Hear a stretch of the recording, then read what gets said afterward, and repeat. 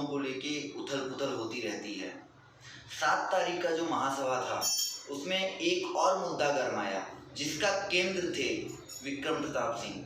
तो आइए हम जानते हैं विक्रम प्रताप सिंह जी से कि आखिर ये पूरा मुद्दा क्या था और किस तरह इनको टारगेट किया गया सत्ताधारियों के द्वारा। सर, बता सकते हैं पूरा ये जो मुद्दा चला 7 तारीख की महासभा में, पूरा मामला क्या है और किस तरह आपको टारगेट किया गया सत्ताधारियों के द्वारा? देखिए, पहली बात तो मैं यहाँ पे था भी नहीं। मैं 6 तारीख को जो है उत्तर भारत के दौरे पे था और मैं अभी कल आया हूँ जो है। तो निश्चित तौर पे वहाँ उत्तर भारत का मौसम बहुत ही ठंडा है और मीरा भाईंदर का मौसम बहुत गर्म था। राजनीतिक रूप से सोशल मीडिया के माध्यम से, मीडिया के माध्यम से हमको भी मालूम पड़ता था। तो निश्चित तौर पे आज हमारे आमदार महोदय ने जो है प्रताप जी सरनाईक ने जैसा कि जवाब दिया, और मुझे भी उसमें कहीं न कहीं जो है हकीकत लगता है कि ये मेरा और बीजेपी की लड़ाई नहीं है, या शिवसेना बीजेपी की लड़ाई नहीं, ये बीजेपी वर्सेज बीजेपी की लड़ाई है। मुझे ऐसा लगता है कि पहले 10-15 लोगों को जो है मनोनीत करने का उन्होंने कमिटमेंट कर रखा था। उसमें फिर 4 लोगों को उन्होंने भेजा, 4 में से 3 आए। 3 को भी शायद जो है बहुत लोगों का उनका इंटरनल दबाव है कि सभा में नहीं भेजा जाए। तो निश्चित तौर पे ये उनका ही पॉलिसी हो सकता है। रही बात मेरी जो है, तो मुझे कोई नगर सेवक बनने का लालसा न पहले भी था न आज भी है। निश्चित तौर पे एक समाज सेवी के रूप में मैं संतुष्ट रूप से मैं काम कर रहा हूँ, जो है मुझे संतुष्टि है। और मेरी पार्टी ने मुझे, मेरे आमदार महोदय ने, प्रताप जी सरनाईक, सांसद राजन जी बेचारे, सिंधे साहब जो है, गीता जी तथा मुख्यमंत्री जी ने जो है मुझे ज़रूर जो है आशीर्वाद दिया। उसको मैंने स्वीकार किया कि ठीक है, आप लोग कहते हैं तो मैं जाऊंगा। तो निश्चित तौर पे मैं संतुष्ट हूँ। मेरे पार्टी ने मुझे जो सम्मान दिया, शिवसेना पक्ष ने जो सम्मान दिया, मेरे समाज को सम्मान दिया है, जैसे कि प्रियंका चतुर्वेदी जी को राज्यसभा भेजा जो है, उत्तर भारतीय भवन बनाने का काम जो है लगभग मतलब स्टार्ट करने के कगार पे है, पूरा कर लिया गया है। तो निश्चित तौर पे मैं एज ए यहाँ के युवा समाज सेवी या उत्तर भारतीय समाज सेवी के रूप में मैं बहुत संतुष्ट हूँ। मेरी पार्टी ने मुझे बहुत कुछ दिया। मुझे बिल्कुल कोई शौक नहीं है। जब प्रक्रिया जो भी होगा पूरा होगा, जाएगा। और रही बात उसमें राजनीति, तो निश्चित तौर पे राजनीति तो कहीं ना कहीं वो लोग कर ही रहे हैं। आप लोगों को मालूम है कि बाल की खाल निकाल रहे हैं। और जब प्रक्रिया में उन्होंने रोड़ा अटकाया जो है, तो अगर आप रोड़ा अटकाने जानते हो तो हमारी पार्टी भी जो है अटकाने जानती है। तो निश्चित तौर पे कानूनी तौर पे जो है, जो गैर कानूनी था, सत्ता का दुरुपयोग किया गया, गलत परंपरा डाला गया वहाँ पे जो है, कभी ऐसा हुआ नहीं था। जो है ऑप्शन तो एक मनोनीत होता है, नियुक्ति होता है, संख्या के आधार पे वहाँ जो है हर पार्टियों का अपना अपना चयन होता है। तो उस आधार पे उन्होंने रोका। तो कहीं न कहीं अगर अनलीगल महासभा में जो है वहाँ पे ठहराव आया, तो उसका जो है शासन ने जो है आक्षेप लिया, जो है शासन ने कहीं न कहीं उस ठहराव का के खिलाफ जो स्टे दिया। अच्छा, एक सवाल और आता है, कहीं ना कहीं ये आपको समाज सेवा करने का एक सजा तो नहीं मिला?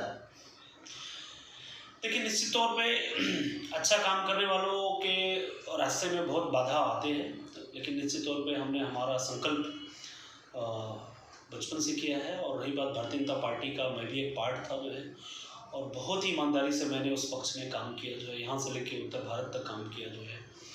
और मैंने बहुत कुछ जो है वहाँ पे खोया है और पाया, लोगों का सम्मान पाया है। निश्चित तौर पे जो है आज जो पार्टी में सत्ताधारी बने हुए हैं वो तो विपक्ष के लोग, ऑलमोस्ट विपक्ष में थे लोग जो है, और जो हमारी पार्टी में थे उस समय जो है वो बेचारे नगण्य हो चुके हैं। तो वो भी, मुझे उसका भी दुख है कि पार्टी वो पार्टी नहीं रही जो है, जो पार्टी को हम लोगों ने सींचा था, हम लोगों ने खड़ा किया है। लेकिन निश्चित तौर पे आज मैं एक शिवसैनिक हूँ। शिवसेना ने मुझे स्वीकार किया है, मुझे सम्मान दिया है। अब मेरे पूरे जीवन पर्यंत जो है हमेशा मैं शिवसेना पार्टी को बड़ा करने और अपने नेताओं के आदेश पे काम करने का मेरा संकल्प है, हमेशा मैं करता रहूँगा। और मैं बहुत ही खुश हूँ कि जो समाज को हमेशा हाशिए पे रखा गया, हमेशा उसका शोषण किया गया, उत्तर भारतीय समाज, भोजपुरिया समाज जो है, आज जो नगर सेवक या पदाधिकारी बने हुए हैं सत्ताधारी पक्ष के लोग जो है, वो हम जैसे लोगों से भोजपुरी सीखा करते हैं कि नहीं, भोजपुरी में वोट मांगेंगे तो उत्तर भारतीय लोग ज़्यादा इम्प्रेस होंगे जो है। और आज उसी भोजपुरी समाज को रोकने के लिए आप क्या क्या कर्म कर रहे हैं, क्या ये उत्तर भारतीय समाज नहीं देख रहा है? निश्चित तौर पे इसका खामियाजा जो है समाज देगा, जो है जवाब देगा इसका। हम तो कुछ नहीं बोलेंगे, हम लोग तो बहुत ही उदार दिल के हैं। हमेशा ऐसे न जाने कितने जो है हम लोग ने त्याग और परिश्रम बलिदान किए हैं। तो लेकिन समाज जो है अपने इस किए का निश्चित तौर पे जो है बदलेगा आने वाले कहीं ना समय। कहीं ये उत्तर भारतीयों से लड़ाने का एक जरिया तो नहीं बना दिया है इस मुद्दे ने? नहीं, देखिए उत्तर भारतीय कभी लड़ते नहीं हैं। हाँ, ये लोग जो है ज़रूर चर्चा करके रहते हैं और अपना एकाधिकार कि उत्तर भारतीय एक पार्टी के गुलाम है। कोई भी समाज, कोई भी कभी एक पार्टी का कोई गुलाम नहीं हुआ करता है। निश्चित तौर पे हमारे उत्तर भारतीय समाज का के साथ शोषण बहुत हुआ है। जिस पार्टी को उत्तर भारतीय समाज ने भर के आशीर्वाद दिया, भर के समर्थन दिया, उनके साथ कोई न्याय नहीं हुआ। आज शिवसेना अगर न्याय कर रही है तो उसमें भी जलन हो रहा है।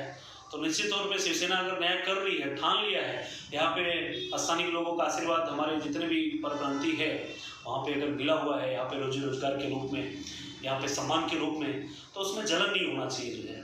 तो अगर आप दे नहीं सकते हैं तो अगर दूसरा कोई दे रहा है तो उसको जो है आप उसमें भी बाधा, तो समाज बहुत समझदार है, देख रहा है बहुत पहली निगाहों से। 2017 में जिस तरीके से बटन दबा था उसी तरीके से जो है 2022 में अब विपरीत वाला बटन दबेगा, ये तो तय हो चुका है। अच्छा, अब आगे की जो राजनीतिक रणनीति है आपकी मीरा भाईंदर को लेके, वो उसके बारे में आप क्या कहना चाहोगे? देखिए, समाज नीति में काम करने वाले लोग रणनीति नहीं बनाया करते। रणनीति तो जो समाज से जिनका सरोकार नहीं है, जिनसे शहर से प्रेम नहीं है, जिनको यहाँ के लोगों से प्रेम नहीं, वो रणनीति बनाया करते हैं। शिवसेना कोई रणनीति बना के नहीं चलती। शिवसेना का एक ही नीति है, समाज नीति।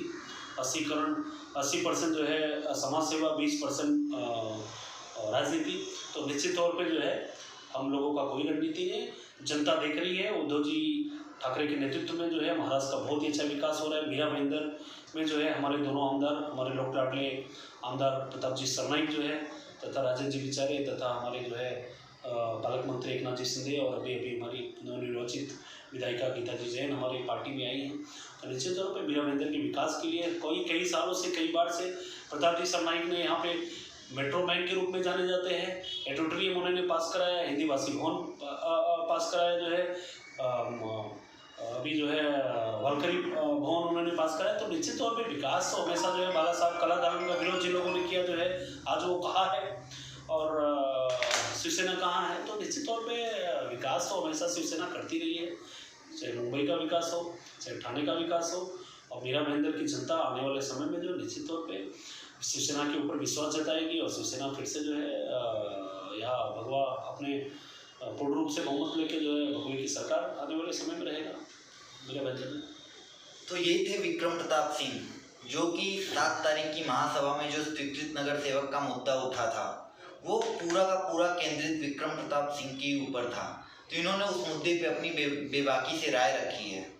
कैमरामैन विनायक के साथ मैं पीयूष सिंह, राष्ट्रवाद न्यूज।